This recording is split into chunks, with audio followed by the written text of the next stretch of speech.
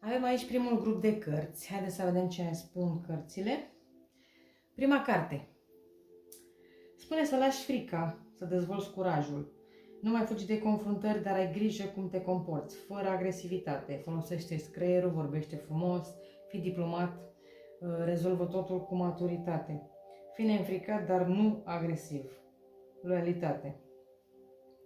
A doua carte ne spune că dieta este importantă. Având în vedere că au fost sărbători și toată lumea cam exagerat și cu mâncarea și cu băutura, este timpul să ne băgăm un pic la dietă, să facem un fel de detoxifiere, să încercăm să mâncăm mai sănătos, să bem mai multă apă, să mâncăm fructe, legume, să facem tot ce trebuie ca să eliminăm tot ce am acumulat de sărbători.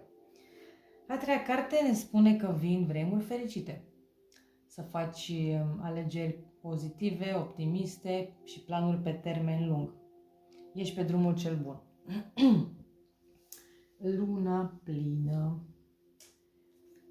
Această lună ne spune că se apropie un moment apoteotic extrem de intens. Aceasta marchează o perioadă extrem de agitată, în care emoțiile pot ajunge cu ușurință la apogeu.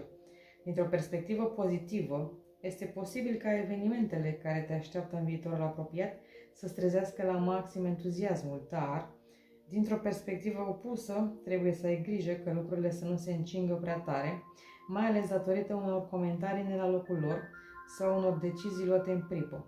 Competitivitatea exagerată și atitudinea prea directă, lipsită de diplomație, au adeseori un preț greu de plătit. Este bine să știi să te afirmi, dar ai grijă să nu sar calul, căzând peste cadavre pentru a obține ce vrei. Dacă te afli într-o situație tensionantă, practică meditație și regăsește starea de pace interioară. Nu fi copil. Scuze, dar unii oameni adulți care se chiar comportă ca niște copii. Trebuie să te distrezi mai mult. Bun. Următoarea. Flacăra violet.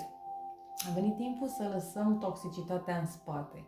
Tot ce ne ține pe loc, tot ce ne împiedică să avansăm, trebuie lăsat în spate și curățat. Trebuie să curățăm gânduri negative, intenții negative, gânduri de răzbunări sau orice lucru care nu ne mai servește. E bine să ne luăm timp cu noi, să transmutăm totul în lumină și iubire. Următoarea carte. Ne spune că ai muncit prea mult și din greu. Îngerii te întreabă și te roagă să găsești un echilibru între muncă și viața personală. Cere ajutor, pentru că toți avem nevoie de ajutor, nu-ți fie rușine.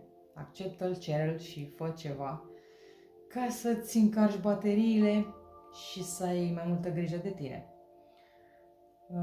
Încearcă să te faci mai întâi pe tine fericit și după aceea pe ceilalți. Și ultima carte. Cum poți să hrănești pe alții dacă masa ta este goală? Aici este la fel.